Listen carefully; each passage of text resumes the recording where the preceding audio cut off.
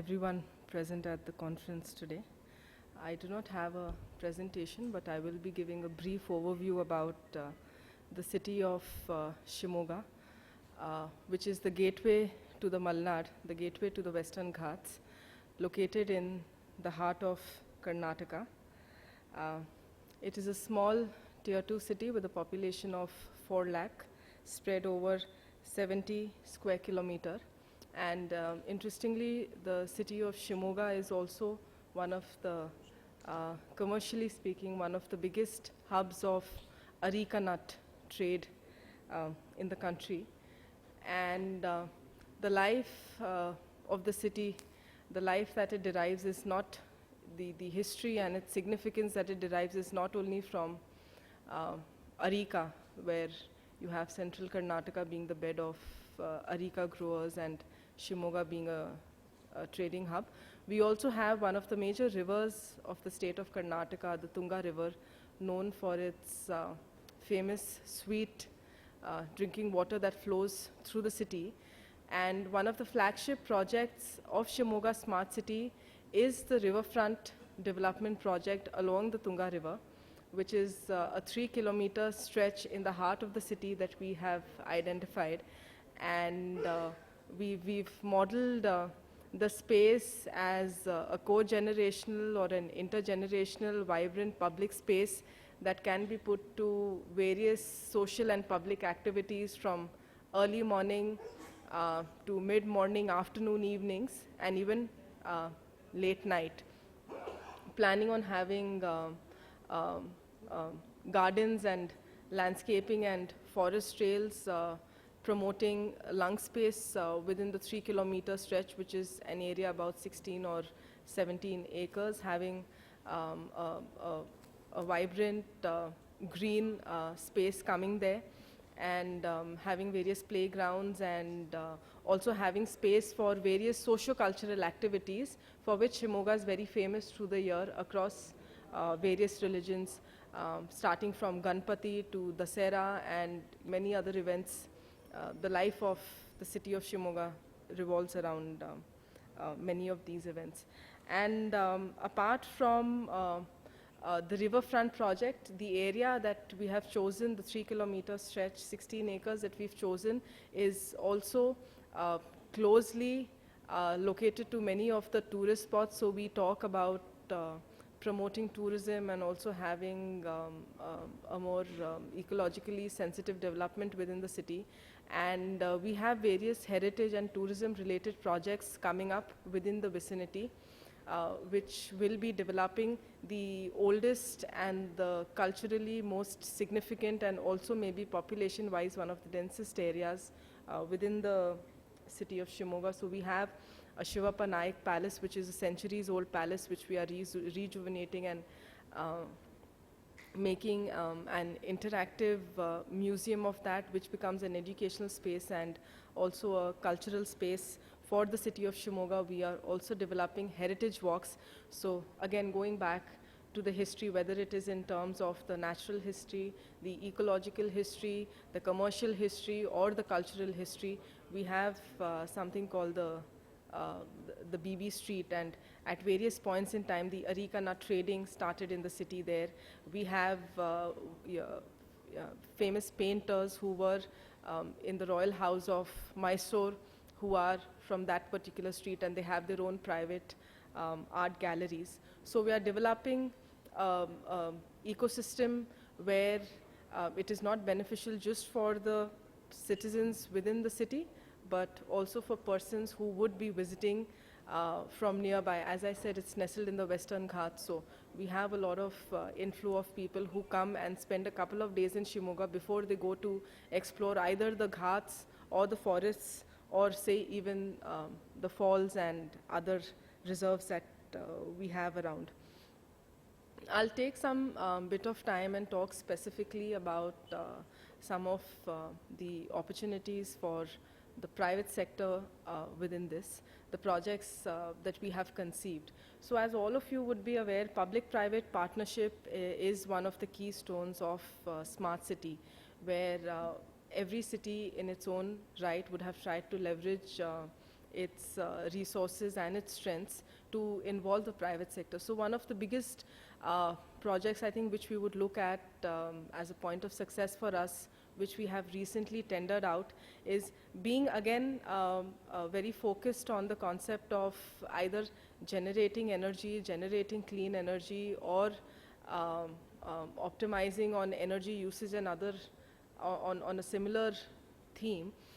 We have a PPP project called as the Solar Canal Top, because we have two major canals that flow through the city, and we conceived of the Solar Canal Top project to harness solar energy by having constructions over the canal, which would become a win-win situation, not just say for the irrigation department, which is the owner of those canals, by preventing evaporation losses, and also preventing a lot of dirt and rubbish going into the city, because everyone would be aware of what an open drain in a city would look like, and the canals have taken that nature, unfortunately. So there's a lot of win-win situation, because we can also harness solar. So it's a 186 crore project that we are talking about generating about 25 megawatts. And it's something that would be of interest to many of the private players in this particular segment, because it's an evolving market out there when we talk about solar energy. We are also looking at having PPP partnership coming in through the having solar rooftops on various government buildings and other such important buildings across the city. Another of the projects that we have thought of is, again, I think when people think of down south, it's a rather exotic experience talking in terms of yoga and naturopathy, given that, you know, we have so many schools and hospitals and institutions that have developed in the state of Karnataka and in the state of Kerala. So we were very keen on having a yoga and a naturopathy center, because that becomes a point of income for the city. It becomes a point of having an institution within the city. However, unfortunately, we've not been getting a lot of interest from various private players for various reasons. Going over to one of the other projects which we are looking at leveraging private participation is the LED Streetlight Project, which again is in the nature of a PPP project for us. Where we are looking at converting all of the existing streetlights within the city to LED, which will have a lot of progress, not only in terms of saving energies, but also if we are able to save more than is the minimum mandate, there is also a revenue sharing model between the concerned private player and between the city corporation of Shimoga. Another project in the field of smart mobility or smart transport, if one could call it that, is the public bike sharing. So this was a project that in Karnataka had been tried out in Mysore with the assistance of, I think, either the World Bank or the Asian Development Bank, and also tried out in Bangalore. And now many of the cities of Karnataka are quite keen on taking up public bike sharing. We also have one of the biggest cycling clubs within the state of Karnataka. We have a 300, 400 strong team of active regular cyclists within the city. So this is an asset, and this is a project that we are looking at taking up within the city, which would be connecting, say, the riverfront, which would be connecting the tourist spaces nearby, which would be connecting, say, the other transport junctions nearby. So it's all a very small area that we are looking at. Then there has also been a lot of talk in terms of waste to energy, and Karnataka has had a very varied experience with respect to waste to energy. So it's still something that is in the stage of concept and ideation, and not much headway, because we've had a lot of persons expressing interest, but not many have been able to convince us with respect to the viability of the concept. So that's still a lot of work in progress.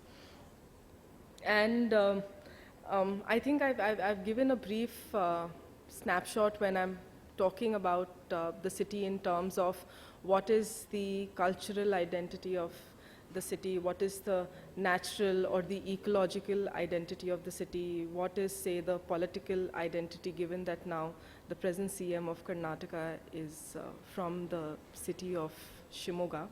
So there are various identities that the city has in various ways that we are now trying to stitch together and bring together through the smart city concepts. I've spoken about, say, the riverfront project and the tourism projects, and talking about some, basic infrastructure development within that area.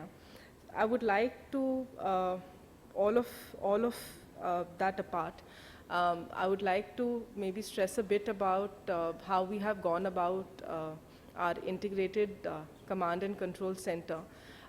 It's not necessarily very, it's something that a lot of all the other cities, and as we saw the presentation in Kanpur where they showed the videos and snapshots. So there are a lot of these interventions where we talk about intelligent transport. We talk about intelligent transport in terms of bringing the network of city buses onto a common platform so that people know the estimated arrival times, estimated departure times. We are able to track the movement, and we are building an asset for the local transport, the local regional transport, which is again an independent company under the government of Karnataka. And we're also talking about intelligent traffic management, where we are increasing the number of signalized junctions. We are going in for adaptive traffic management so that the street lights can change depending on how they sense the traffic to be moving. We are also talking about environment sensors